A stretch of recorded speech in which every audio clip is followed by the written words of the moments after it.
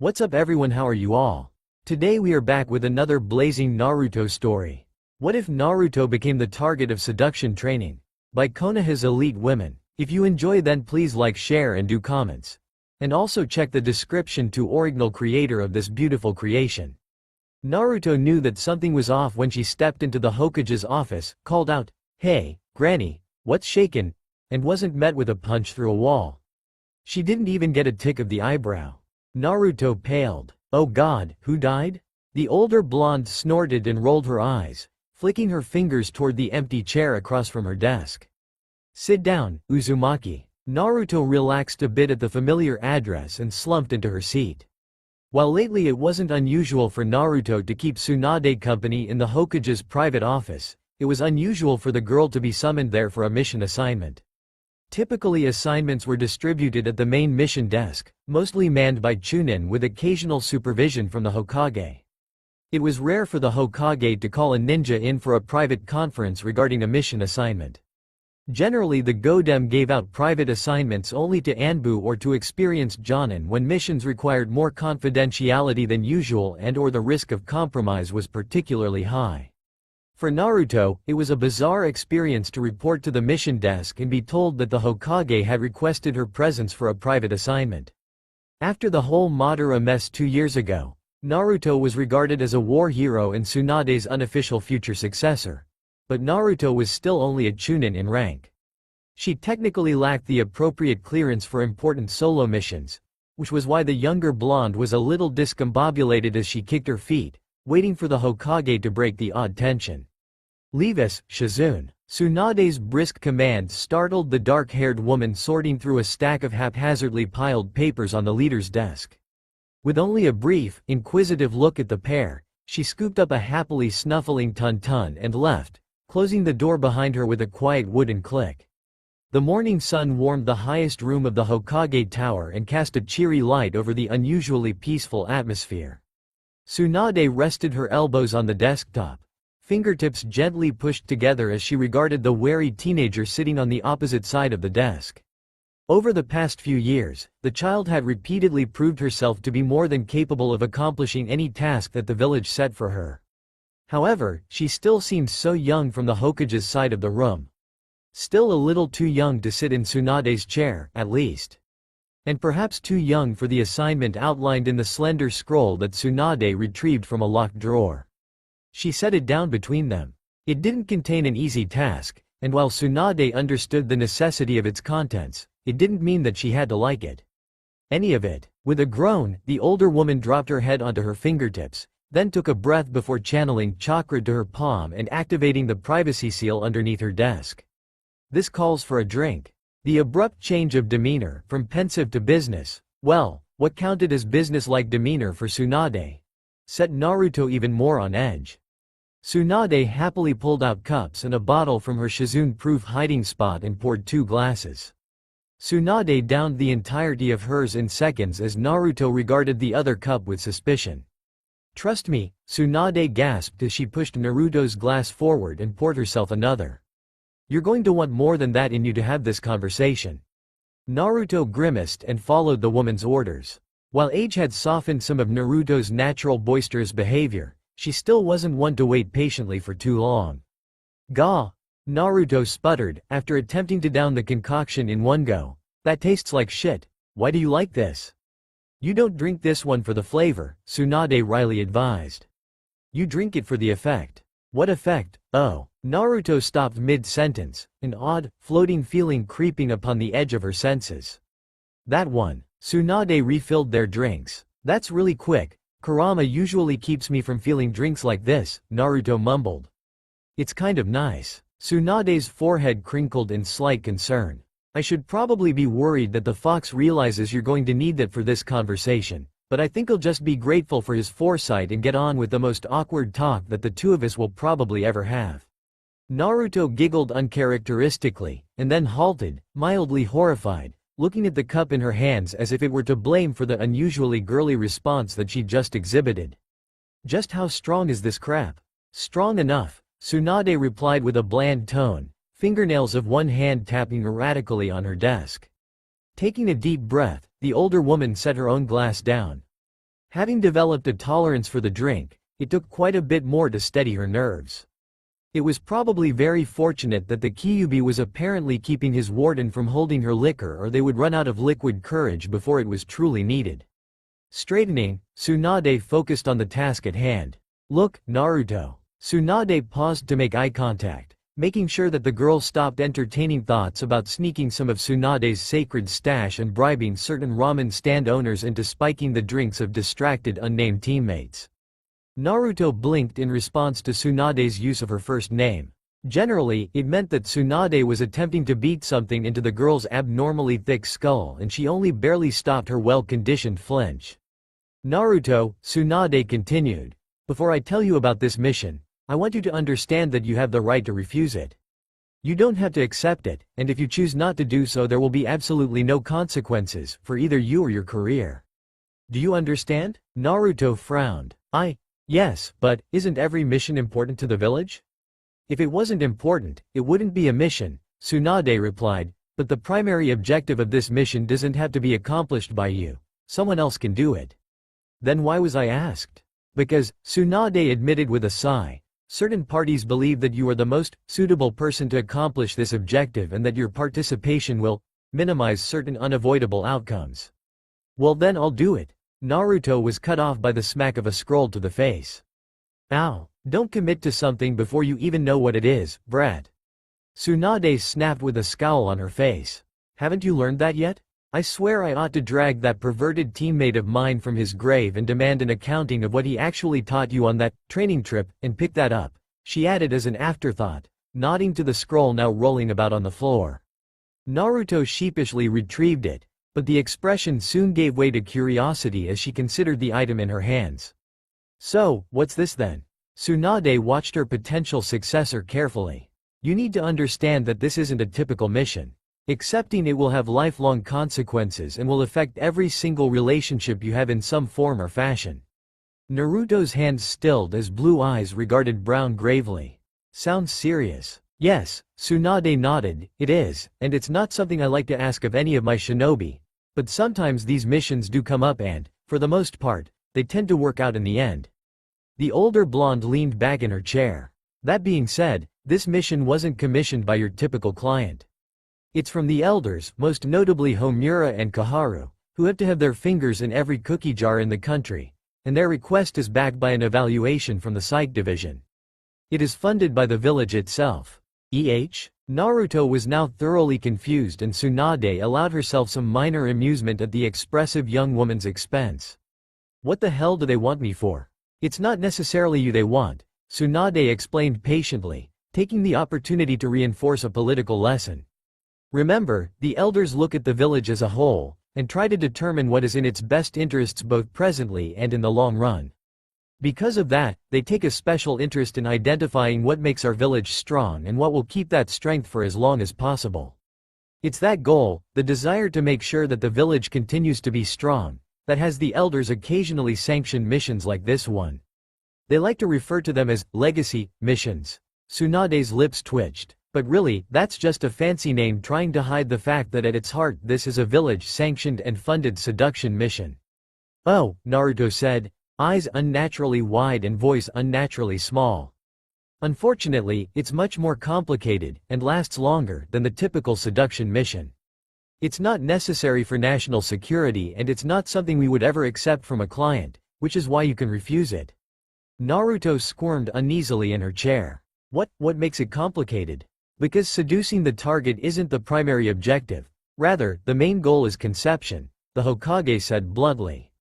"Excuse me?" Naruto's squeak was met with a dry smile from Tsunade, who handed the girl her glass and encouraged her to take another drink. "The elders want to make sure that certain genetic traits stay alive in Konoha's shinobi population." Naruto's gaze was distant and Tsunade snapped her fingers impatiently. "Naruto, pay attention." The girl scowled. "I'm sorry, I'm just having a bit of a panic attack over the fact that your freaking council is trying to buy my, as of yet, unplanned future offspring." Tsunade pursed her lips. "This isn't about you having a child. Like I said, you can refuse the mission. It's about the target siring a child." Naruto looked at her blankly and Tsunade put a hand to her forehead in aggravation. "Naruto." Think of the Uchiha for a minute. Instantly on guard, Naruto's entire body froze. "You want me to have the bastard's baby?" she cried at a volume only Uzumaki women were capable of reaching, making Tsunade quite thankful for the equally unparalleled silencing seals that particular clan had taught the village. "No, the target isn't the Uchiha, but just consider him for a moment," the Godem hissed through clenched teeth. "He's the last of a very powerful bloodline with a dojutsu feared and appreciated by every major power player in our world. In the past, that same dojutsu has been essential in taming out-of-control biju that have killed thousands. What happens if that boy dies childless?" Naruto thought for a moment. "No more Sharingan?" "Yes," the older blonde bit out. "That doesn't seem like that big of a deal." Naruto offered hesitantly. "Or a bad thing," she thought privately. "At first glance, perhaps not," admitted the Hokage, "but think about it on a larger scale. Think about Yamato. We shouldn't have him. His bloodline limit should have died long ago with my ancestors, but due to genetic experimentation, which I certainly don't plan on encouraging, and I would strongly advise you to adhere to the same policy, he's here. How essential has Yamato been in helping you maintain control when you had difficulties with the fox?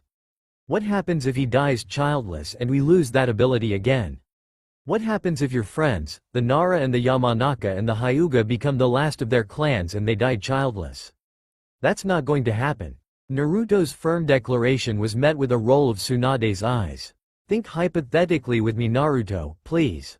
It can take centuries for bloodline limits to develop, but it took only one night to wipe out almost all of the Uchiha, didn't it? The only reason that didn't happen was because of what many would consider to be misplaced sentiment." "That wasn't." Naruto's eyes flashed in anger. "I know," Tsunade said firmly, "and I pray every day that the same situation doesn't happen on either of our watches. But the fact is that these unique bloodline abilities, whether they are officially classified as bloodline limits or are just genetically inherited propensities for centuries of clan-developed techniques, are invaluable. And they are part of what makes the ninja in our village so strong," Tsunade finished tiredly. Naruto twiddled her fingers nervously. "What about the seal and Kurama? Isn't childbirth supposed to weaken that? You know that your seal is different from your mother's. Your father designed that thing to avoid the weaknesses inherent in Kushina's seal. Both Minato and Jiraiya were confident that your seal would hold up well no matter the stress on your body. We'll take precautions anyway, but the potential for an incident isn't so high that it should keep you from having children, if you want them." Tsunade stopped and looked to be considering her words for a moment before choosing to continue. "I'll go ahead and tell you that the elders are in favor of you having children sooner rather than later. They'd like to preserve the Uzumaki traits you inherited." Naruto snorted. "That's just silly, I don't think I got half the cool stuff my mom could do. I can't even make my hair go all scary like hers." Tsunade's flat stare put an end to the girl's mutterings. "You inherited longevity, not immortality, brat. One day you won't be the Jinchuriki any longer, and hopefully we'll be able to transfer the fox, like the situation with Mito-sama and Kushina. It will be easier, and more likely to be successful, if you have direct descendants at the time who have inherited some of your Uzumaki traits." "Huh, hadn't thought of that." Naruto blinked and Tsunade turned her eyes heavenward, although whether this was in supplication for patience or for her drink to kick in more quickly was up for debate. The two sat in silence, each lost in their own separate thoughts, until it was broken with a sulky, "You don't have any children." Tsunade graced her with a hard laugh. "That is very much on purpose, and as a private, personal matter." Naruto looked at the woman in disbelief. Tsunade glared back, stubbornly refusing to give ground for all of 30 seconds before she diplomatically conceded. "But as this entire conversation is private and personal, I'll tell you that once upon a time I very much wanted children. I thought about them and dreamt about what they would be like." She trailed off, then gathered herself to continue. "But when Dan died, I didn't want them anymore. I couldn't. No child I had then would live up to expectations. I would constantly be comparing, it wouldn't be fair to anybody. So," she cleared her throat, "I have very purposefully avoided having children, much to the dismay of the entire village council. And if you decide to go that route," Tsunade added with a lighter voice, "I will, of course, respect your decision, but you should be aware that even menopause won't stop the village council from getting on your case about propagating your bloodline." Naruto winced. "That's okay, I think I want kids, someday, that is." She accompanied her words with an awkward shrug. Did Eros Sennin have kids? Tsunade raised an eyebrow. No, but it wasn't for lack of trying. I'm sure he would have loved children, but as his doctor, and I'm only saying this because the dead don't really care about medical privileges and he probably would have told you himself if you'd asked, he couldn't. There was a mission that went badly. We were fed false information about our opponent and expected different strategies and techniques than what we wound up facing. Jiraiya took a blow that was meant for me actually and, well, I could determine the blade was poisoned, but I couldn't identify the substance and couldn't detect any immediate damage. We weren't in a place that we could stop and analyze what he'd been hit with, and by the time we were, the damage was irreversible. Naruto grimaced and inspected her empty cup. Tsunade rolled her shoulders. That happens in our line of business. Couple those kinds of circumstances with serious battle wounds for kunoichi and the short life expectancy. Well, the council tends to get nervous when certain people don't reproduce at a young age. But typically, Tsunade said thoughtfully, they don't intervene unless someone is at high risk and hits 30 with no signs of slowing down. Naruto choked. 30? Who the hell do they want me to sleep with? She asked in a high, breathy squeak. Tsunade pursed her lips and studied the capable young woman sitting in the chair across her desk. Normally, I'd ask you to accept or refuse without knowing the identity of the target, as this is a fairly private matter. If you refuse, we'd like to preserve the mission and offer it to another without potential interference on your part. Naruto turned a rather interesting shade of purple. However, Tsunade continued, leaning forward and gesturing for Naruto's empty cup so that she could refill it. Considering that you already have a relationship with this person, I believe that it's best for you to know what you might be getting into, before you make a decision that will have permanent consequences for the rest of your life. Don't tell the elders, Tsunade added, although neither of them was sure if that last sentence was said in jest. So, whose kid do they want me to have then? Naruto demanded, before taking a big gulp of liquor in preparation for the announcement. Konoha's Godem Hokage leaned back in her chair and intertwined her fingers, the perfect picture of serenity. Hitaki Kakashi. This was the first, and only time, Naruto ever actually spewed out a drink on a person in shock. Naruto laughed loudly and felt a telling wetness in the corners of her eyes as she gulped for air, teetering on the edge of what she suspected was a hysterical breakdown. That's a good one, Granny. You had me going there for a minute. Naruto, Tsunade said patiently. Naruto slapped her knee and jumped from the chair, jumping to address the walls. You can come out now, guys, the joke's on me. It was really funny, totally deserved this as comeuppance for the hell I put all you Anbu through as a kid. Naruto, Tsunade repeated not so patiently, eyes narrowing. Wow, but that was a laugh, Naruto said, throwing her hands in the air. Who thought of it? Yamato? Kiba? I tip my head to you, good Sir Ak. Naruto's abuse of metaphors was cut off as the Godem stood, reached over her desk, grabbed a haphazardly bobbing blonde pigtail and yanked the girl back so hard that her head ricocheted off the desk like a rubber ball. That was uncalled for, Naruto whined, returning to her seat and rubbing her injury gently. Act your age, Tsunade barked, and take another drink. After complying, Naruto gave a small sniff. So, no joke then? No joke. Arg, Naruto cried, somewhat muffled as she threw herself forward against the desk, head resting in her arms and voice carrying through her jacket. Buddizo Uli, the girl sobbed. Tsunade watched, unamused. I'm sorry, I can't understand you. I'm not sure if it's because you're currently trying to smother yourself to death in horror or because you've reverted to the mentality of a 3-year-old from shock. Naruto peeked out from her shelter with one blue eye, bitterly regarding her attacker. I said he's so old. He's sensei. He's like, ancient, grandma. Tsunade tsked. First, I'm not old enough to be your grandmother. Ignoring the mumbled, liar, she boldly trudged forward. Second, Kakashi is only 14 years older than you, making him 32. While he's outstripped the life expectancy for his gender and profession, he's far from ancient, and probably still has enough tricks up his sleeves to kick your ass a couple of times if he needs to prove that to you. Naruto's face took on a sickening shade of green. Oh please, please, never mention Sensei's ass again now that we've had this conversation. Tsunade raised an eyebrow. Why, you don't like it? Oh, God. I mean, I'm more of an abs woman myself, but I can appreciate a fine specimen. Stop. Just stop, crap, whatever you want Godemheim-sama, supreme ruler of all. I'll give it to you. Just stop scarring my brain. Oh, the pain. Naruto wailed and Tsunade relented, but not without snickering.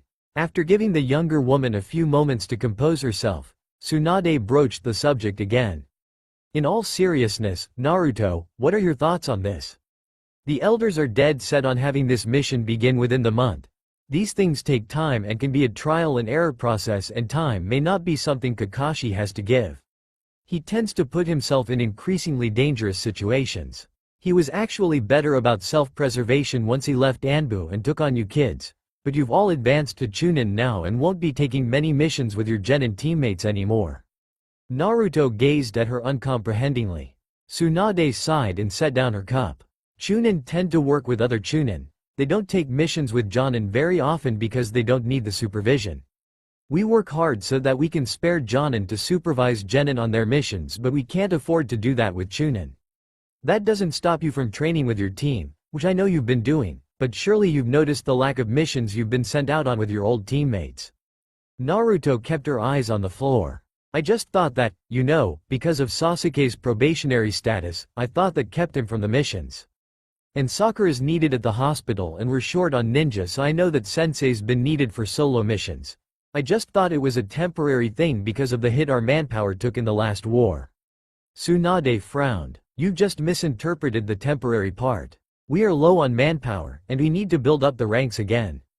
But all countries do. Because of this, every country is in danger of being overworked right now.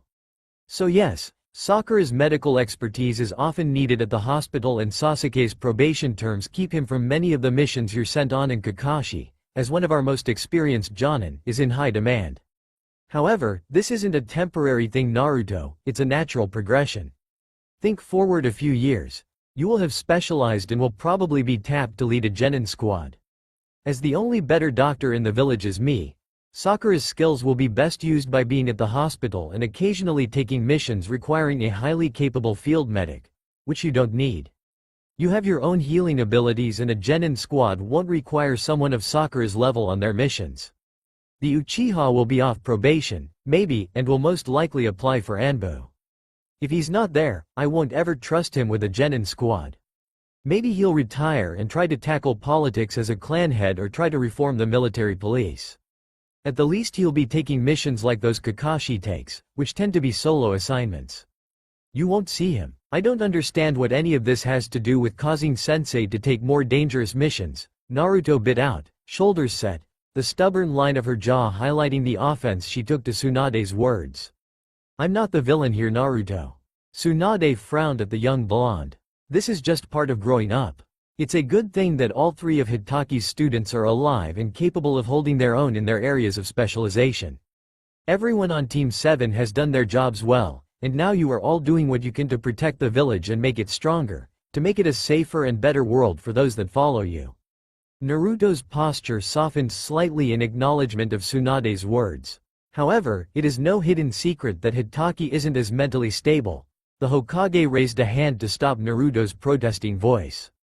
He's not as sound as I'd like him to be. He's lived a hard life. Oh yes, he meets Psych Division standards for fitness for active duty, but the last few years haven't passed without consequences. Naruto seemed bewildered. He seems happy enough to me. He's still reading those damn perverted books all the time and showing up late to everything. Naruto, Tsunade said in exasperation, look underneath the underneath.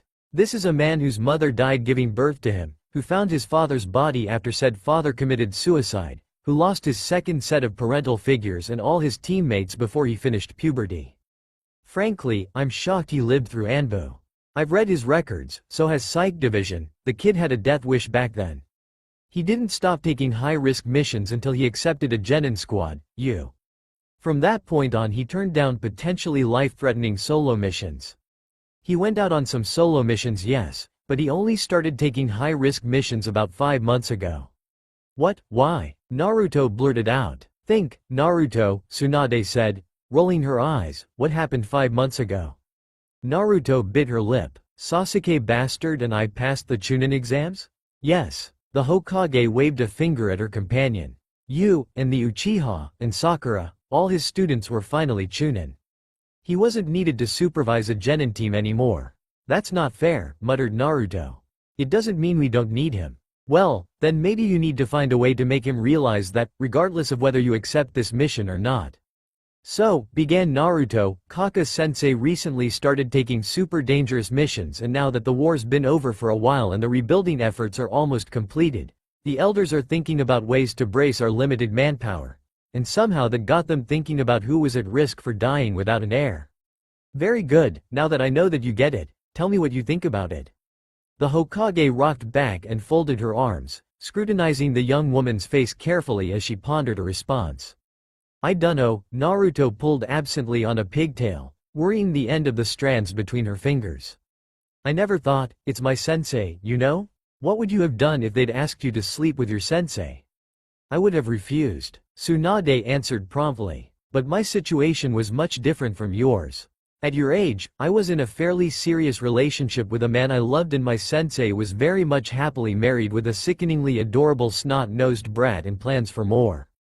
Ah, Naruto's voice was frustrated and she grabbed her knees with her hands. What happens if I say no? She asked weakly. To you? Absolutely nothing. I told you earlier that you have the right to refuse this mission and that if you do so there will be no negative consequences for your career.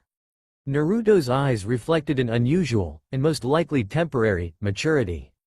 But the mission doesn't end, does it? You'll ask someone else to do it? Tsunade inclined her head. The elders will, yes. Naruto cast her gaze toward the floor, taking on what Tsunade had come to label as her thinking posture. Eventually, she spoke. You said earlier that I was being asked because someone thought I was the best person for the job, and that maybe if I took the job, certain things wouldn't happen. Could you tell me more about that? Tsunade smiled. Always good to hear proof that head of yours has more than wool in it. Ignoring the responsive huff, the older blonde continued. When the elders decide that a legacy mission is in order, they turn the target's name over to the Psych Division. The elders don't actually determine who they ask to accomplish the mission.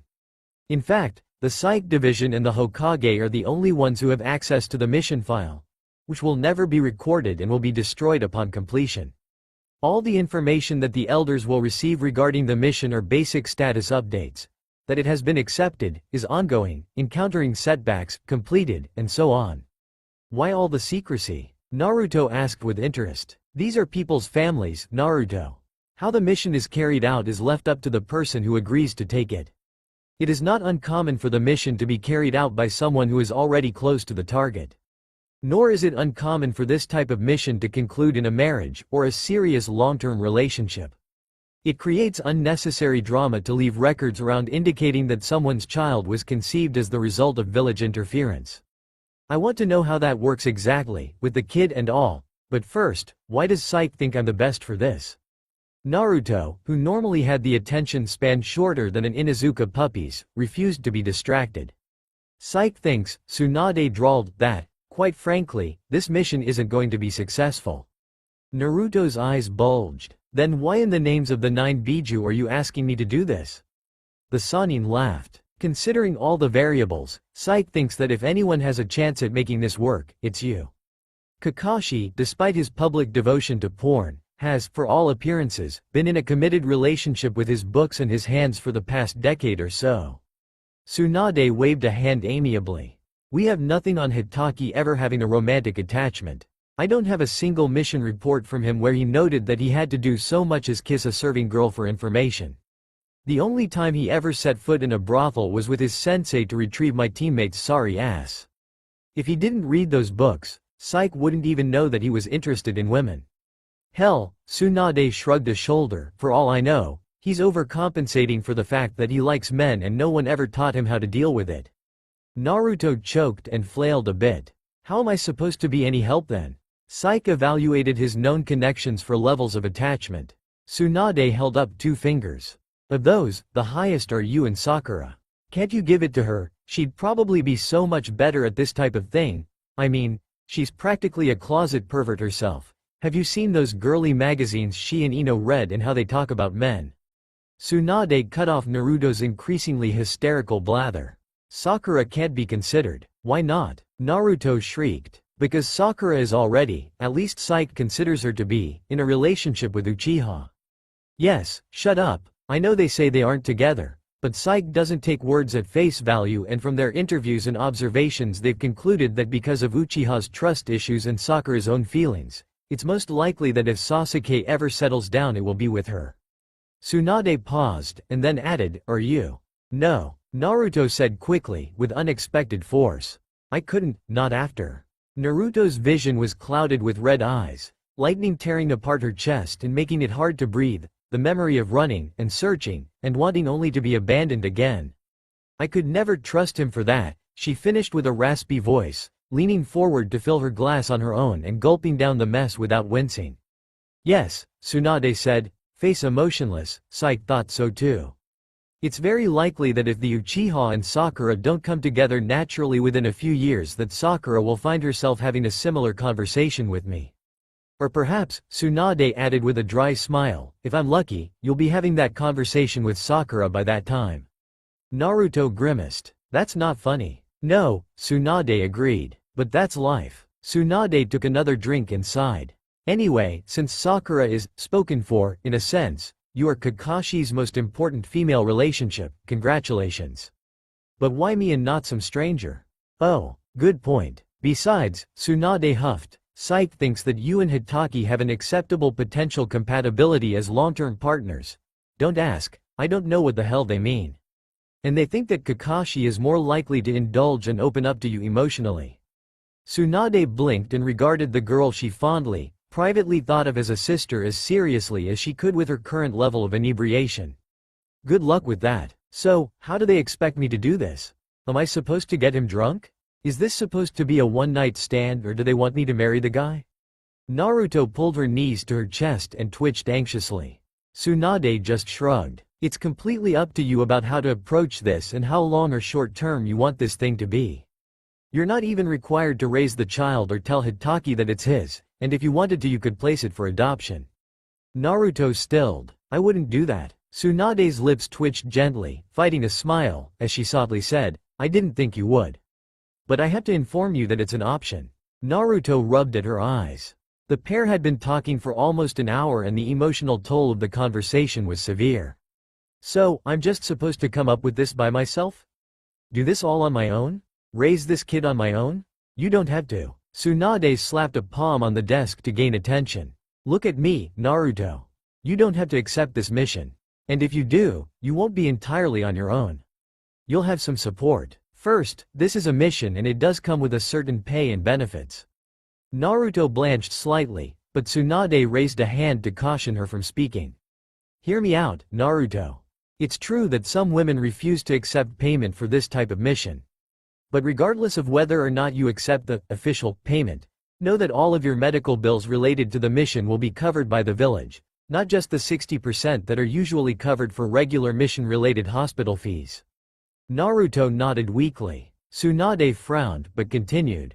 "Also, I would recommend accepting the payment if you take the mission. Consider it a trust fund for your child and use it to buy baby supplies, those little things are awfully expensive." Naruto scrunched her face but didn't comment on the money issue, instead asking, "Can I talk to others about this? Get some opinions?" Tsunade's gaze was compassionate but her answer was a firm no. "You can't talk to others about the mission, but you can talk to them about relationships you are in, events you experience, your physical condition and who is responsible for that condition." Tsunade worded her response carefully and Naruto absently noted that she'd probably have to check in again with Tsunade about what she could and couldn't talk about if she decided to go through with this. However, Tsunade hesitated, then grimaced and continued. "If you decide to accept this mission, you'll be assigned a mentor of sorts. That woman will have accepted a similar mission and successfully completed it.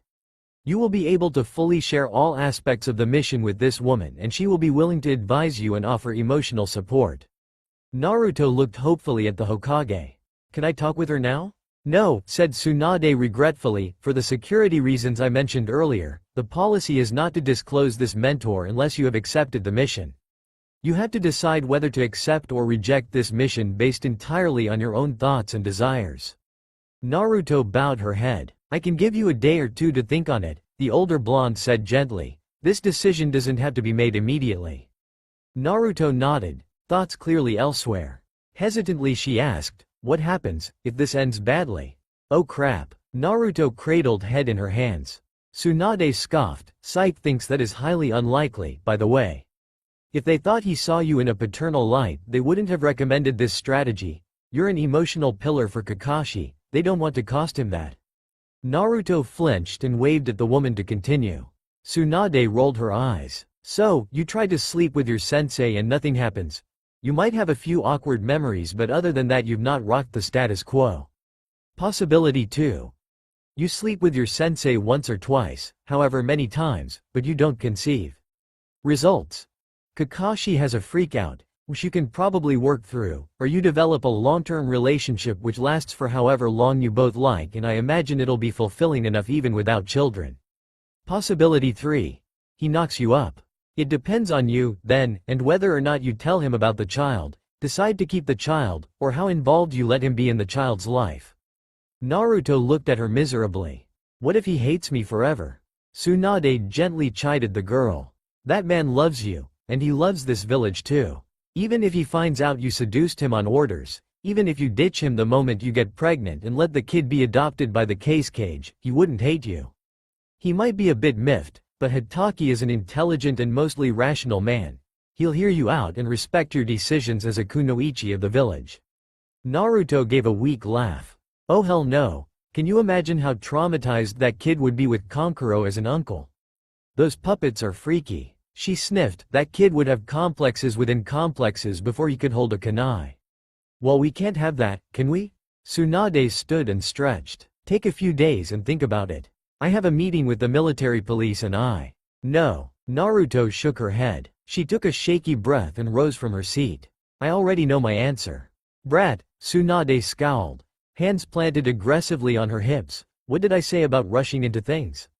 I'm not. Naruto's voice gained confidence. I mean, we've been talking about this for ages, at least an hour, and I can't talk to anybody else about it. I've already thought through everything I can think about it. Well, that's reassuring, mumbled Tsunade. Naruto flicked antsy blue eyes at the woman. I mean, I know it's not an ideal situation, you know. But like you said, it's not like I've got other plans. I never said that. You implied it. What country were you in for the past hour? Granny. It's like, Psyche thinks I'm the best for this, right? That it was either me or Sakura. But, you said the mission would still go on even if I turned it down. So who else is being considered then? The two fierce women locked eyes in a brief battle of wills before Tsunade reluctantly admitted, there are some other women who are being considered. But Psyche thinks that the best approach in this situation is to use someone who Hokage is already emotionally invested in. The others are acquaintances at best, and Psyche worries about introducing them to the man in such a manner. Right, Naruto stated. So, it's either let me have a go at it and even see if sensei can be seduced, or let some other strange girls try to squirm their way into his heart on orders as a mission and cross my fingers and hope for the best, right? Well, Tsunade said wryly, when you put it that way. Put it this way, Hokage-sama, Naruto said with conviction, swiping the scroll batted around throughout the conversation from the older woman's desk. People who abandon the mission are trash, but people who abandon their teammates are worse than trash. I'm not going to abandon sensei to this crazy scheme or let other people try to play him and mess him up and then have control over his kid. I'll do this myself and try to do the least amount of damage I can, since those smelly old geezers say it must be done. With that declaration off her chest, the girl marched out of the room. The Hokage rolled her eyes and returned to her desk, tearing off a corner of a document awaiting her signature, carefully writing on the small slip of paper. By the time she blew the ink dry, Naruto had sheepishly returned to the room. Can I know who my mentor is supposed to be now?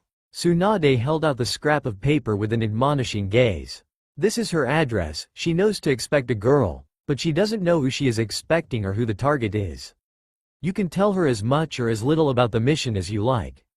Don't visit too late, she's got a kid. Naruto mumbled her thanks and nodded, slinking out of the room and brushing shoulders with Shizune as she made a less dramatic exit. Shizune, Tun trotting behind her, approached her mentor curiously. What was that all about? Classified. She accepted a mission. The Hokage sighed and downed the last of her cup before Shizune could realize what was in it. I bet you she completes it successfully and that in 5 years there will be absolute hell to pay because of it. Shizune sniffed. I'll take that bet, and if you lose, you have to hand over every bottle you have of this brand. She took the empty liquor bottle from the desk and waved it reproachfully in her mentor's face. You told me you got rid of all this. I specifically remember a promise not to bring this particular brand in for meetings. Don't take me up on a bet. Tsunade hissed. Now look what you've done, she said with a grumble, miserably regarding the paperwork that Shizune had added to her desk upon returning to the office. I don't know which is worse, the consoling I'll have to do if she fails or the chaos that could happen if she succeeds. Thwack! Naruto groaned and stumbled backward, tripping over some dropped weaponry and falling roughly on her butt in the mud. Her hands instinctively flew to her face as she gingerly touched her nose. Tears of pain gathered in the corners of her eyes as she confirmed that it was broken. Naruto! A voice called out in concern and Naruto focused just long enough to make out the blurry image of a pink-haired female leaning over her. How many fingers am I holding up? Naruto closed her eyes. 12. She'll be fine, huffed Sakura, leaning forward with glowing green hands to assess the damage. Naruto clenched her hand around a discarded kunai and dug it into the ground as Sakura, without warning, set her nose. At least I didn't cry. Naruto blinked rapidly, trying to make good on that thought as Sakura began to heal the broken blood vessels in her face and soothe out the blood that would normally cause bruising. When her vision cleared and the several hazy versions of Sakura solidified into one, Naruto relocated her attacker standing a dozen feet away, arms crossed and scowling, katana stuck in the ground by his side. The grim young man didn't look the least bit sorry that his roundhouse kick had almost shattered his teammate's face. What's wrong with you, loser? Sasuke eyed the sprawled blonde with contempt, sounding personally offended. You've been off all day. Good as new, Sakura announced, rocking back on her heels. With Kurama's help, by supper time you won't even feel sore. She sighed. So unfair. Naruto forlornly tore at the forest floor with her kunai. I just have a lot on my mind today. Sorry, I probably should have passed on sparring. Moron. Sasuke sheathed his katana and turned away. Come find me when your brain is working again, or rather, since I've never actually known it to work in the first place, come find me when you can put one foot in front of another without eating dirt. He stalked off, clearly dismissing the situation as beneath his concern. Jackass. Naruto yelled at his retreating back, watching him disappear, presumably heading for another training ground and partners capable of combating basic taijutsu. Naruto collapsed flat onto her back with a sigh, looking for glimpses of the sunset through the dense green canopy overhead. Sakura watched their teammate leave with a stony expression. It had been a long time since she'd rushed to Sasuke's defense at Naruto's name-calling. At the moment, she was still struggling with the urge to chase after the boy, but now the urge was to chase after him and scold him for his poor treatment of a friend rather than an attempt to capture his affection. She pushed thoughts of Sasuke away with practiced determination and sat down cross-legged next to the sprawling blonde. Must really be something to distract you mid-spar. The medic Nin watched her companion's unusually pensive face carefully for anything that might shed light on the girl's troubles. Naruto just shrugged slightly, as best she could when lying flat against the ground. I've just got a lot on my mind. I'll deal with it, I just need some time to wrap my head around it all. Naruto normally enjoyed the afternoon sparring sessions with her teammates. Tsunade had been right when she had noted that the trio tried to spend every afternoon possible training together. It was more of an unspoken tradition that whenever anyone was free for an afternoon they headed to Training Ground 3 and sparred with whoever they met. These days, when Naruto came, it was more likely than not that the forest and field would be empty. It made it all the more special when the three of them actually were able to meet, which was why Naruto hadn't begged off sparring for the afternoon. Sakura relaxed in the quiet for a few moments, listening to the birds beginning to chirp again now that the ninja had halted their unpredictable and violent movements. Did you get a mission? Naruto grimaced, pulling herself up so that she was sitting next to the girl. I can't talk about it, she answered honestly. Naruto knew herself well enough to acknowledge that she wasn't a good liar and it would be better to let Sakura know that the information was classified than to arouse the girl's curiosity with lies or pathetic attempts to change the subject.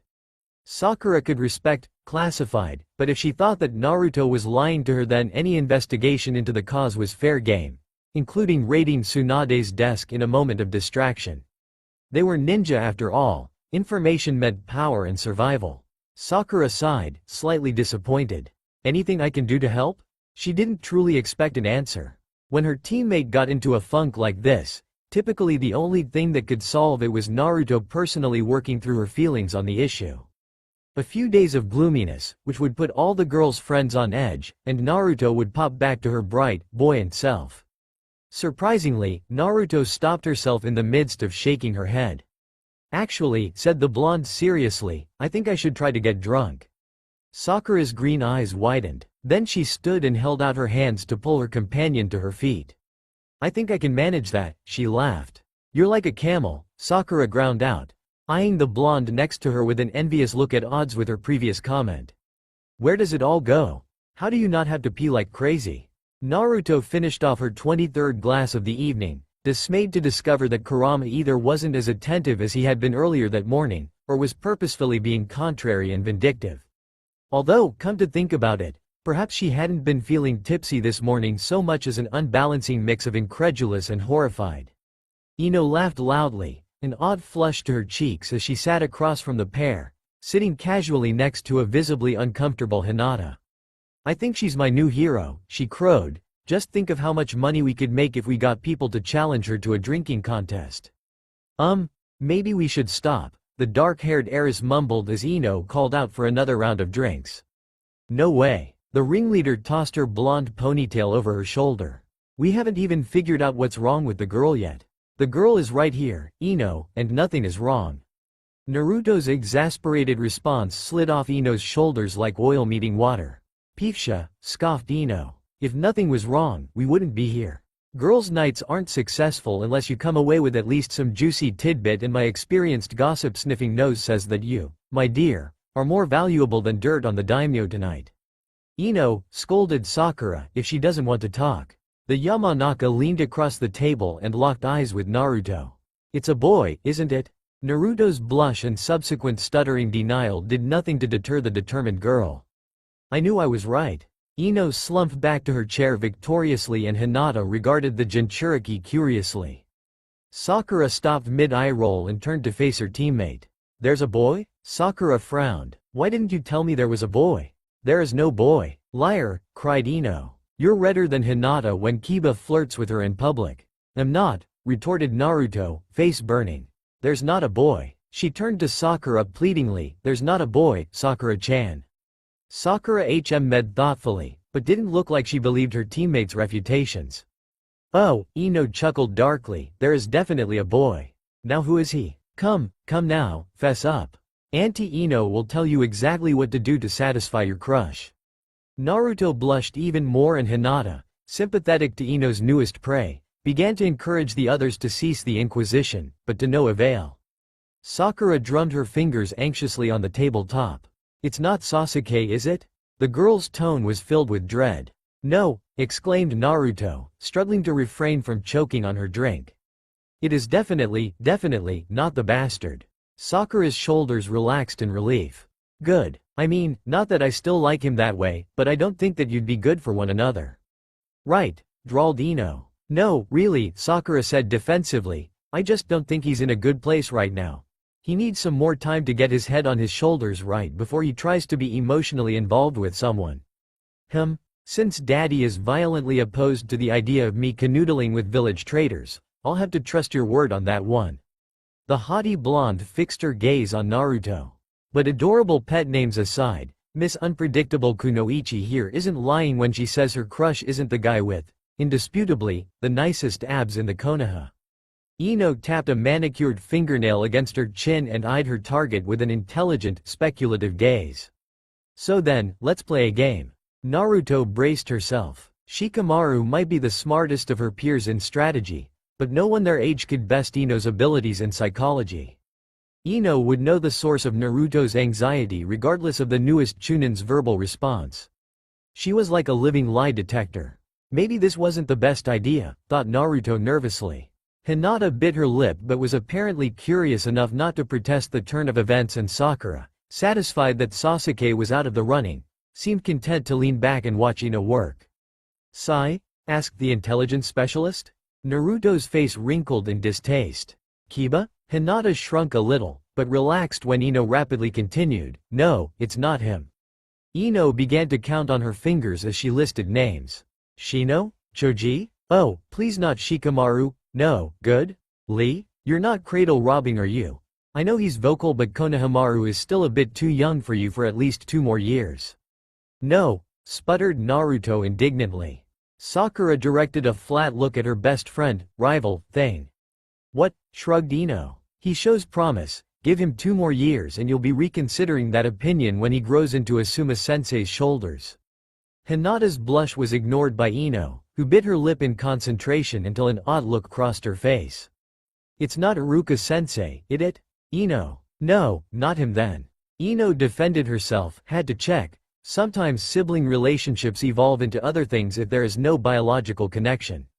Naruto downed another drink and desperately wished Kurama would stop intervening with her biological processes.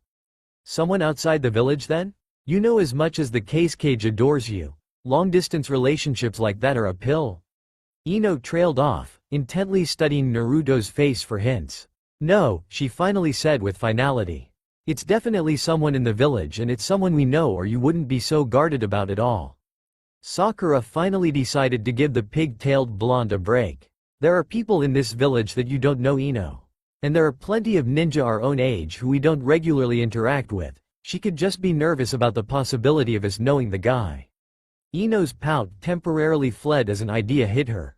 Is it a girl? She settled back down into a sulk at Naruto's subsequent flail of arms. No, it's a guy. I knew I couldn't have read you wrong on that one. Ino trailed off, racking her brain for ideas about the identity of Naruto's supposed love interest. Sakura stood with a sigh. I'm going home. I'll be in surgery in the morning and I need to be well rested. Hinata rose. I, too, need to return to my house at a reasonable hour. She bowed slightly to the group.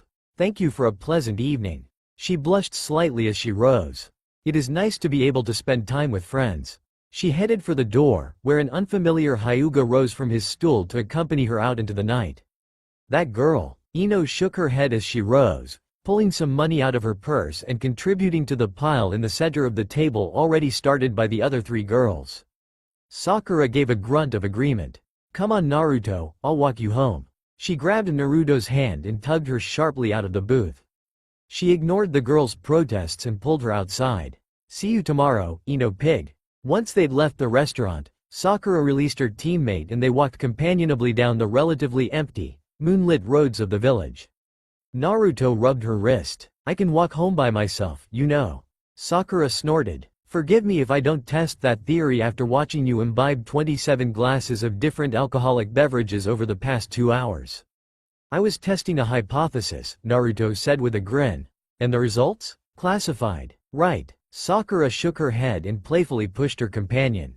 Next time you feel like testing the same hypothesis, let me know. Ino was right about one thing.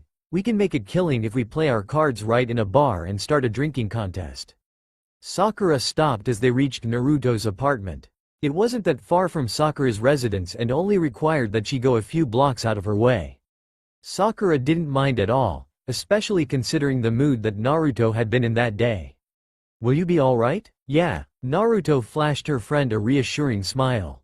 Really, Sakura-chan, don't worry about me, I'll be right as rain in a day or so. You know you can talk to me. I do, said Naruto soberly. And I will when I can. Promise of a lifetime. Sakura's lips twitched at the familiar phrase. Fine, then. Sleep well, Naru-chan. Naruto spent all night staring at the ceiling of her apartment, stomach churning with unresolved fear and tension. What have I gotten myself into? She looked at the clock. 2 a.m. She rolled over and fluffed her pillow. It's too hot, she mumbled, kicking off her blankets and stumbling over to crack open the window. She pushed her head against the cool window pane, looking out at the dark, sleepy houses. Stretching her senses, she could feel the light glow of chakra as a few ninja patrolled the village from the rooftops. She knew every single one and found their attention reassuring, but it didn't offer her enough comfort to get some sleep tonight. She took a deep breath and returned to bed, but instead of climbing under the covers she sat atop them. She settled herself down to meditate and closed her eyes. Forcing herself to relax, she measured her breathing and reached for the familiar presence of her biju.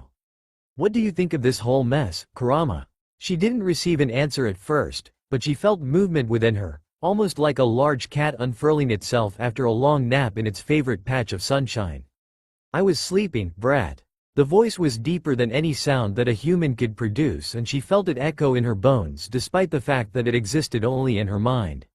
I thought that if I couldn't sleep I could at least share the gift of my insomnia. Kurama took his time responding. Naruto imagined him licking his claws. Not that she would ever admit that to him. He hated being compared to a cat, those inferior upstarts. The only reason you won't be waking up feeling like the drums of war are sounding in your head tomorrow is because of my intervention. I would be more grateful, if I were you. I'm groveling at your feet, oh great one. As well you should, it's only right. Kyuubi sniffed and settled himself as if he was a king lounging on his throne, hearing the mundane complaints of his subjects. Naruto barely stopped herself from laughing, but sobered quickly when she remembered why she had reached out to her old companion. I care not, said the fox, unprompted, for your ordinary, boring affairs. Mate with the male, spread your legs and have so many kits that they eat you out of den and forest. It matters not to me. Gee, that was polite. Sarcasm bled into her thoughts but did little to rile the Kyuubi. Somebody woke up on the wrong side of the cage today. May all your spawn have 9 tails from birth. Naruto was fairly certain that was some type of curse in fox speech, but as she didn't understand it she shrugged it off and prodded the reluctant creature to participate in the conversation. I know you pay more attention to my surroundings than you let on, she began carefully, and I know that you have more experience observing human relationships than any human can claim to have themselves. A little bit of flattery never hurt when dealing with an ornery Biju. Will this work? For a long time, there was silence and Naruto resigned herself to the fact that Kurama wouldn't be weighing in anymore on this issue. Technically, he'd given her his blessing to go forth and multiply, as it were. She was just going to have to be content with the comments that he'd shared. That particular talking monkey is better than he believes himself to be, Kurama's words rang forth reluctantly. He will be a fine mate. He will give you strong kits, and he will ensure that they are protected and provided for until they leave your den. It was comments like these that reminded Naruto just how different Kurama's perspective on life was from her own. The Biju was a chakra monster, but had been given the form of a fox and still tended to approach life as a fox might on most occasions. Naruto restructured her question. Yes, but will he even want to be my mate? The response was given with a mixture of surprise and arrogance. Why would he refuse? There is no talking monkey stronger than you and the pair of you are young and healthy. Your kits will be powerful. He should be honored that I would consider allowing you to invite him to your den. His choice of company leaves much to be desired. Naruto could only assume that he was referring to Kakashi's dogs, but no talking monkey can be perfect. Naruto could feel the Kyuubi pondering the issue a bit more, trying to understand the source of Naruto's anxiety. Eventually, the fox settled for offering, if he refuses, I can eat him. You can't eat him, Kurama. Naruto could feel the Kyuubi's disagreement with her words, but the chakra creature held his tongue rather than restart an old and frequent argument. I suppose I should thank you for your blessing.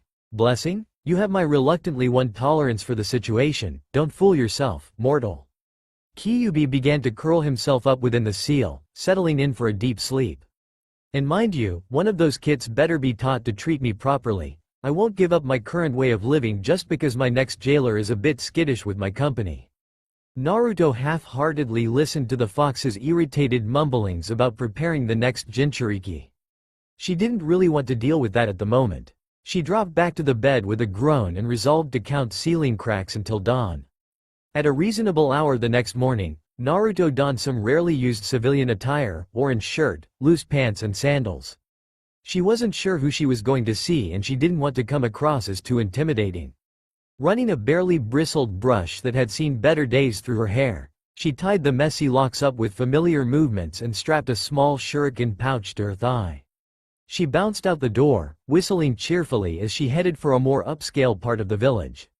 She had memorized the address, as well as the sparse contents of the scroll, which really boiled down to seduce Hitaki, have his kid, we'll pay you well, and then promptly destroyed both as instructed. She knew of the apartment complex she was headed for but had never been there personally. It was a nicer area of the village that ninja didn't tend to occupy. It had quaint civilian homes and apartments with balconies that held carefully tended potted plants. Everything about the area was non-threatening and friendly, with civilians loudly holding market stalls in the streets and bustling about in dense shopping crowds. Shinobi tended to like living in more secluded areas with fewer civilians in which they could set up personal protections. Apartments in sections of the village like this tended to frown on such practices. Naruto's landlord, on the other hand, just rolled his eyes and told her that when she moved out she'd be paying for every hole she put in the wall and every kunai gouge in the floor. Naruto arrived at the complex and ignored the curious glances of the civilians, feeling a bit self-conscious and out of place as she walked up the stairs, carefully tiled with bright colors and complex pretty patterns. At least nobody looks at me like they hate me anymore. On the fourth and top floor, she veered down a hallway and stopped in front of the unassuming door of the last corner unit. Taking a deep breath, she pushed her shoulders back and knocked, 2 quick, 3 slow, a pattern only used by the ninja of Konoha when knocking on the doors of someone who might not recognize their chakra signature.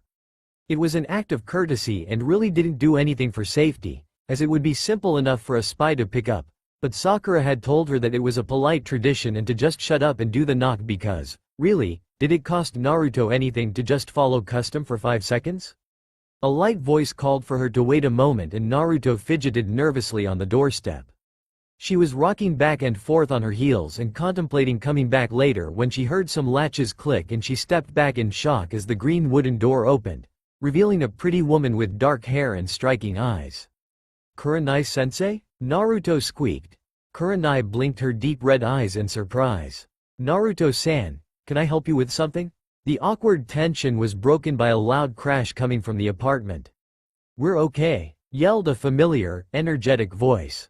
Kurenai closed her eyes and held up a hand, obviously suppressing an impulse to turn around and check on the situation behind her. She took a deep breath and gathered herself, before opening her eyes and addressing her guest with a small smile. "I'm sorry about that, Naruto-san, what can I do for you?" Naruto felt her cheeks grow hot. Well, Tsunade-sama sent me here, to see you?" Kurenai looked blankly at the younger girl without comprehension. Naruto rushed and fumbled with her words anxiously.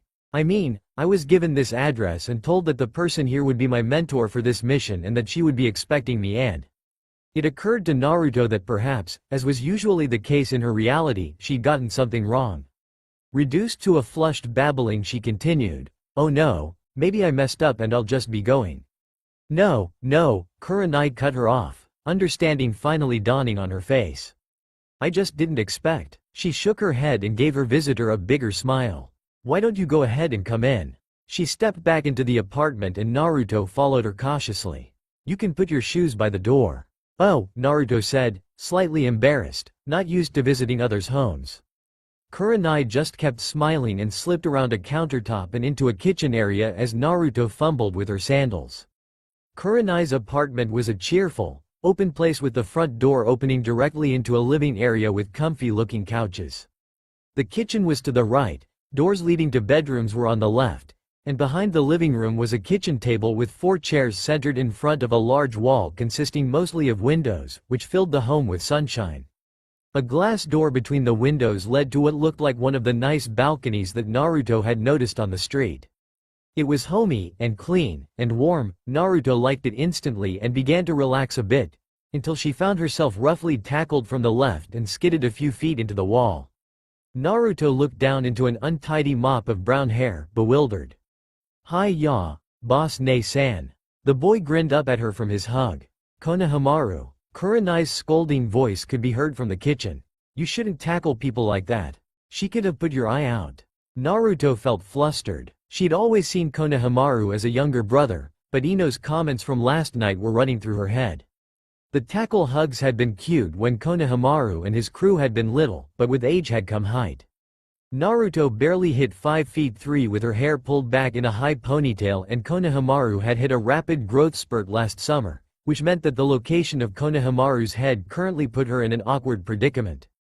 No wonder Ino misinterpreted the kid's actions. "Clever little talking monkey," came a dark chuckle. Blushing a bit, Naruto patted the boy's head and quickly shrugged out of the embrace. "Shut up, Kurama." He's not trying to. Naruto could feel Kyuubi's snort of disbelief as his abrupt attention faded. She hadn't noticed him listening in, but as their relationship improved over the years, so had the ease of their communication and Kurama's ability to actively participate in her life without invitation. "Come see my cousin." The younger teenager grabbed her hand and dragged her to the living room, where a toddler watched them both curiously from amidst a large pile of abused wooden blocks. "This is Matsu-chan," cooed Konohamaru, leaning over the child. "Say hello, Matsu." Matsu twisted shyly to hide behind the more familiar party and clutched at Konohamaru's pants. Naruto wiggled her fingers at the kid with a big grin and sat down with the duo to rebuild the block city of Awesome, which had recently been destroyed by the evil Tobadara. Kurenai approached the group with a tray of tea and crackers, laughing softly at the silly display. "Konohamaru-kun, I need you to take Matsu-chan to the park for a little while." "What? Why?" The teenager whined and eyed the two suspiciously. "You're going to talk about secret mission stuff, aren't you?" "I'm old enough to listen. Matsu won't remember anything." "Konohamaru-kun," Kurenai gently admonished, "this is a private conversation by order of the Hokage. I'm not asking you as family, I'm telling you this as a superior." "Fine." A huff and a pout and the boy rolled to his feet. He hefted a squealing Matsu into the air and placed the child on his shoulders. "How long do you need?" Kurenai held up 2 fingers and the boy saluted with the hand not securing his cousin to shoulders. "See you later then, Aunt Kurenai. Come on Matsu, let's go exploring." Konohamaru's friendly rambling faded as the door closed behind him. Kurenai adjusted the tray of tea on the coffee table and patted the couch cushion next to her. "Come sit with me, Naruto-san." She poured 2 cups of tea as Naruto sat hesitantly next to her. The older woman smiled reassuringly. "I won't bite, I promise. Help yourself to some crackers. I'm afraid I wasn't truly prepared for company or I would offer you something more substantial." The blonde shook her head. "That's fine, I'm a little too nervous to be hungry, really." She bit her lip and looked down at her tea. Kurenai's voice was soothing and sympathetic. "That's understandable. I have to admit when Tsunade asked me to mentor a young girl for a mission, you were probably the last person I was expecting to show up on my doorstep." Kurenai paused for a few seconds, sipping her own tea. "As you know, I'm a genjutsu specialist and that requires a lot of creativity. My mind is running away with me at the moment. The only reason that I can imagine you are here is if someone asked you to seduce your recently returned teammate, which I have to confess I think is a terrible idea. Or maybe someone up in the council has finally completely fallen to senility and decided to send you to seduce the case cage. Please put my mind at ease and tell me the village leadership hasn't entirely lost their grip on reality yet." Naruto blinked dumbly. "Wow, no, that's not what I'm here for. But you might not like the real mission either." Kurenai regarded the younger woman carefully. "Who is your target then?" Naruto grimaced and pulled her feet up onto the couch, curling her legs under her. Kurenai waited patiently for her response. "It's Sensei," she finally admitted quietly. Kurenai tapped her teacup, but her face remained expressionless. "Kakashi-san?" Naruto nodded and picked at the fringe of what seemed to be a well-loved throw blanket dangling on the back of the sofa. "Well," said Kurenai diplomatically, "that is unexpected." She sat quietly and thought for a few moments. "Upon reflection, I can see where the council is coming from," she finally said, setting down her cup on the coffee table. "What do you think about the situation?" Naruto threw her a helpless look and twitched. Kurenai laughed. "I'm sorry," she apologized, "but I don't think I've ever seen you look so out of your depth. I know we haven't spent much time together, but you've always seemed so confident." "Usually I am," Naruto blurted out, "I just—" She trailed off in frustration. Kurenai nodded her head in understanding. "I was shocked when I received my mission too. Maybe it will help if I tell you a little about my circumstances."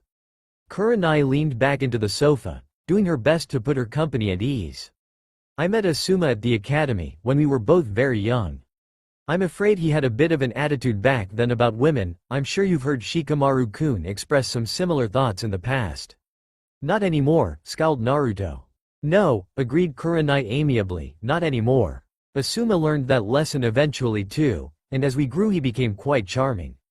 He was a bit enamored with me and while I publicly discouraged his efforts, I think I secretly liked him too. Eventually our flirtation became something. Not quite a relationship, but we were more than just friends." Kurenai's eyes grew distant as she continued her story. "Then, after the Kyuubi attack, he left the village for a few years. When he came back he was different. He was older, more mature, had different opinions about things. I wasn't sure I liked the new him that much actually. We started. I heard Ino-chan call it an on-again off-again romance, and I think that is probably the best way to describe it. While we both cared for each other, it never really solidified into a committed, long-term romantic partnership. Kurenai sighed, thoughtfully considering the younger girl. I think, looking back, that we were both a little too proud to agree to compromise on the unimportant things. We wasted a lot of time because of that. Tsunade-sama called me in to offer me my mission barely 2 months after taking office. Naruto blinked, startled. Kurenai smiled. I refused at first, and I told Tsunade-sama exactly what I thought about the idea of the village paying other women to attempt to seduce my boyfriend. Kurenai's voice was laced with humor. I'm lucky she thought it was funny. She was a little more serious when she called me in a year later, and I was a little more ready to listen. Kurenai smiled. I don't regret it at all, you know. I actually regret that I didn't do it on my own sooner. The Chunin hugged her knees tightly. What do you mean? Kurenai chuckled. I was a one-man woman, but I wasn't a nun, you know.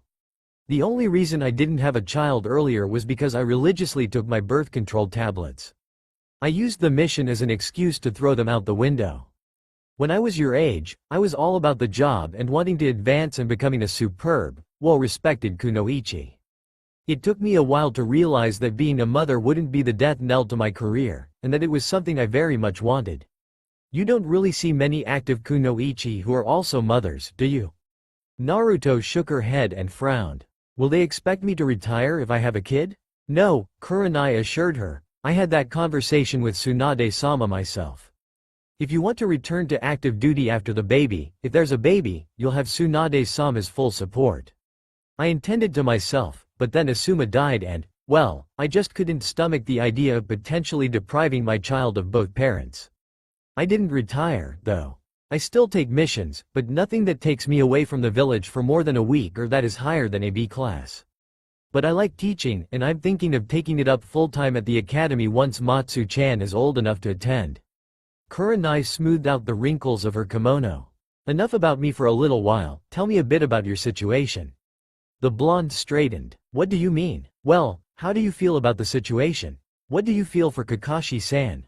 Have you thought about how to accomplish this? Were you given a time frame? Kurenai paused to allow Naruto the chance to answer, noting that the girl was beginning to look a bit overwhelmed.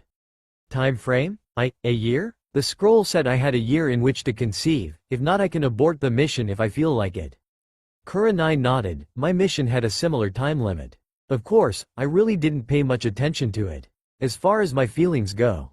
Naruto scrunched her face. I'm a little confused, I think. And scared. And nervous. And I have no plan. Or ideas. Don't know where to start. Calm down, Naruto-san. The Jonin put a hand on her companion's shoulder and adopted a soothing tone. It's not a race, and there is no right or wrong answer. Silence ensued as Naruto struggled to follow her new mentor's advice. Let me think. Kurenai squeezed the younger girl's shoulder reassuringly. Why don't you tell me why you agreed to the mission in the first place? I think that will help me understand you a bit better. Naruto wiggled. Well, it was me or someone else, you know. And the others would be people that didn't know Sensei so well and weren't close to him. If everything was reversed, I would want it to be someone that cared about me. I wouldn't want it to be some strange person who I later found out was just doing this because it was a mission. That would be awful. I would want it to be someone that genuinely liked me and wanted. Naruto struggled for the right words. Wanted what was in my best interests. I couldn't say no and let Sensei be treated that way by some stranger. But, Kurenai asked gently after she was sure that Naruto had finished, it's okay for you to treat your sensei this way? To seduce him on orders and have his child? No, I'm not, it's different. Naruto blew her bangs out of her eyes with a frustrated puff of air. I'm not lying, trying to lie? Oh brother, Naruto muttered, slapping a hand to her face in exasperation. The kid will be mine and I'm not going to give it up, but Sensei can be there as much or as little as he wants and at least I'll know that Sensei's kid is taken care of by someone who cares for it and… Naruto trailed off apologetically. I don't think I'm explaining this very well. Oh, you're communicating well enough. A faint glimmer appeared in Kurenai's eyes, implying Naruto had revealed something important. Naruto wished that she knew what she had revealed in her disjointed babble, but she wasn't quite brave enough to ask her new mentor. Kurenai cleared her throat. I imagine you'll be able to better express your feelings as time goes on. I know that Tsunade-sama told you that you could tell me as much or as little about ongoing events as you desire, but in your case, I think it'd best for you to be as honest with me as possible about what is going on. Can you agree to do that? Yes, Naruto replied without hesitation. Good. Answer me honestly, do you want to go through with this? Naruto looked surprised. If I can? The Jonin frowned. What do you mean? Well, the blonde shrugged. The psych department apparently wasn't very sure that I would be successful. They think I have the best chance of completing the mission successfully, but they aren't completely sure that Kakashi will be, helpful. Or, that he likes girls. At all. Kurenai barked a laugh. Well then, that may make things a bit harder, but we can work with it. Are you still taking birth control? Naruto felt heat rise to her cheeks. Not really. Kurenai gave the girl a flat look and the younger woman rushed to explain. The fox gives me a boosted healing factor, right?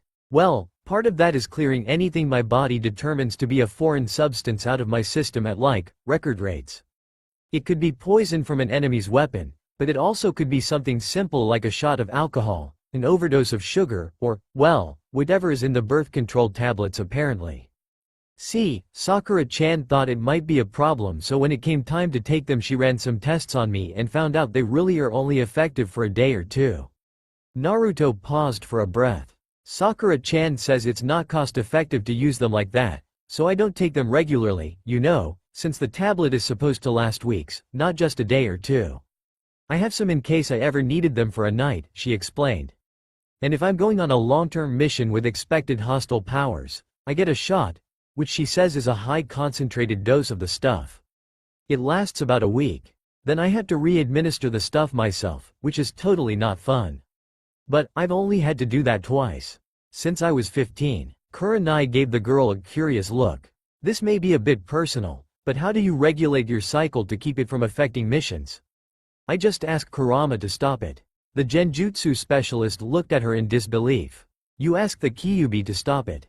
Yup. And he does? Yup. Kurenai looked thoughtful. Could Kyuubi start it then? The Chunin HM med and played with one of her pigtails. I don't know, he can start or stop most of the organs in my body nowadays if he really wants to, kind of scary when you think about it, but I trust him not to, he's in a lot better mood nowadays. But when he messes with that it's probably more accurate to say he pauses things rather than stops them. Does that matter? Kurenai shook her head. Maybe not. It's just something to keep in mind. It means that it might be harder to keep track of when you are most fertile, or it might be that the Kyuubi can help you accomplish this sooner. Naruto gave an embarrassed squeak. People can do that? I have to do that? The older woman looked amused. Generally women do that when they're trying to have a child, yes. Naruto groaned. Fine, I'll start keeping track of things. Good, now how are you planning on getting into your sensei's pants? Kurenai-sensei. Naruto walked past the academy with her hands tucked in the pockets of her pants. She was lucky that she'd actually been able to give an accurate account of Sensei's Kakashi's daily schedule to Kurenai-sensei. Kurenai-sensei had said that Naruto needed to stop thinking of Kakashi as sensei in her head. He needed to be a person and not a position. Naruto didn't entirely understand, but she was so out of sorts with this whole mission that she was willing to try any advice at the moment. She turned the corner of the academy training field and entered the administrative side of the building, heading for the Hokage's office. Kakashi was out on a mission this week, which Kurenai-sensei said was a good thing. Naruto was supposed to use this week to prepare. Naruto. She turned at the sound of her name, and noticed the cheerfully waving Chunin manning the mission desk. Smiling, she trotted obediently toward him. Hey, Iruka-sensei, how are you doing? Are you here for an assignment? The scarred man smiled at her and she couldn't help but mirror his happiness at seeing her. Nah, I need to see the Hokage actually. Iruka's mood changed immediately. What did you do? I didn't do anything, honest. The girl gawked at him. Why do you always think I've done something bad when I come to see her? Iruka's eyes narrowed. Well, maybe it's because the last time you came to see her, it was because you were trying out experimental just you without supervision and cut down a dozen power lines by the Hyuga compound, or the time before that when you tried to see how good your sense of smell was compared to an Inuzuka's and dared Kiba too. Naruto slapped her hand over the Chunin's mouth. You promised not to tell people about that one. Iruka's eyes glittered dangerously. So, what's it this time then? Naruto pouted. It's private, and I'm not in trouble. I'm actually working on something she asked me to do, I promise. Iruka rolled his eyes. I suppose I can take you to her then. She's hiding out in the break room because Kaharu-sama has been waiting to ambush her in her office since lunch. He came out from around the desk and caught Naruto in a headlock, ruffling her hair. Stop it. I'm not a baby anymore, sensei. It's been a long time since I've been your little kid. Naruto whined as she wriggled from his playful grasp. It just wasn't fair that she never grew out of the perfect height for most people to give her a noogie. Ha, I'm your teacher, Naruto. It's been my job to keep an eye on you before you were tall enough to reach the blackboard.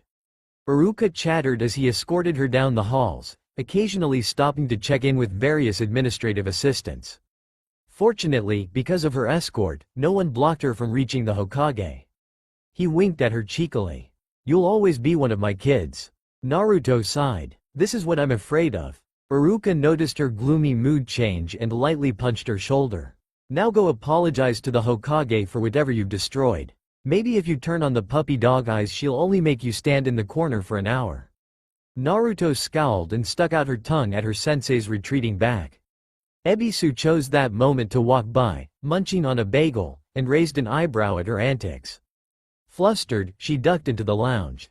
Granny, shut up. Tsunade hissed from the break room table, bend over some paperwork. I'm hiding, she said, glaring sternly with honey-colored eyes. Naruto grinned in relief that at least she wouldn't be the only immature one who would ever wear that fancy hat. Naruto pulled out a chair across from the woman, taking a seat as the Hokage eyed her warily while she munched on a cucumber sandwich. Why'd blow up this time? Seriously? Naruto gaped. I haven't done anything in months. I know, said Tsunade gravely. You're overdue and it worries me. Naruto scowled and crossed her arms. I had the meeting this morning. Tsunade nodded. It went well then. The younger girl sighed and collapsed in her seat as if her strings had been cut. It made me feel a bit better, she admitted. Tsunade waited patiently for the Chunin to get to the point. She thinks I need to do some planning this week. That's probably a good idea, Tsunade said carefully, eyeing the last cucumber sandwich lying temptingly on the table, wondering if she could finish her own quickly enough to claim it before her companion. Fortunately, it wasn't ramen and Tsunade snatched it up as Naruto thought on how to word what she wanted to say vaguely enough that only the Hokage would understand the request. There were no privacy seals in the break room, after all, and Tsunade liked using these moments as tests for Naruto to work through. So you actually think for a change, you silly girl. I need some scheduled time. Something that's regular, can't be shrugged off, and I saw that by the way. She gestured to the stolen sandwich. And that was rude. Hokage, her companion retorted, and then swallowed a chip and appeared to change subjects. I'm thinking of asking your old team to apply for the Jonin exam next year. Naruto was thrown off guard for a moment but caught on to the game when Tsunade continued. All three of you are more than capable of taking the exam this year, but I want to be very sure that you all pass and with Sakura's schedule and the Uchiha's current limitations. Even Naruto didn't need for Tsunade to finish the sentence to understand her reasoning. A year won't hurt you and it will be a good time to hone some of your more specialized skills. It will be mostly self-study of course, but the three of you are training together anyway. Tsunade trailed off and Naruto picked up the conversation. Some of our moves are pretty dangerous. Are you sure you want Sasuke bastard and I practicing that stuff? Technically, you've told him not to use A or S rank techniques and without authorized Jonin present to supervise. Tsunade rocked back in her chair thoughtfully. You're right, and I really don't want to amend that. I suppose I could schedule you for 1 day a week of supervised training. Only 1 measly day a week? Naruto said crossly, we're never going to accomplish anything like that. The Hokage rolled her eyes. Fine, you can have 2. But only 2 days, and I can't guarantee you'll have the same Jonin all the time. I'll put in a request for Hitaki. I know you all are most comfortable with him, but if he's out on a mission you may have to put up with Guy. Or the Nara boy. I want someone there who I know can stop things if they get out of hand. Naruto squirmed in her seat. I'm excited. Tsunade frowned. Don't be too excited. You have to have a clean bill of health for the exams you know. No complications. So don't go breaking anything that Sakura can't fix. Otherwise you'll have to postpone taking the exam until you're in fighting shape again. Naruto smiled and stood from her chair. I understand, but I'll make Jonin by the time I'm 20, believe it. I don't doubt you, drawled the older woman. Now get out, and don't tell people you saw me. Naruto laughed and made her way cheerfully toward the exit. She had Kakashi's time booked for regular, training sessions, as well as she could. He'd be a captive audience for a known period of time. Sure, she'd have to share the time with Sakura and Sasuke, but Kurenai assured her that this wouldn't matter in the long run. These meetings would serve as a springboard for bigger events in Kurenai's scheme, of which Naruto really didn't know all the details yet. It was a bit disappointing to realize that she would have to put off the Jonin exam until the primary mission was complete.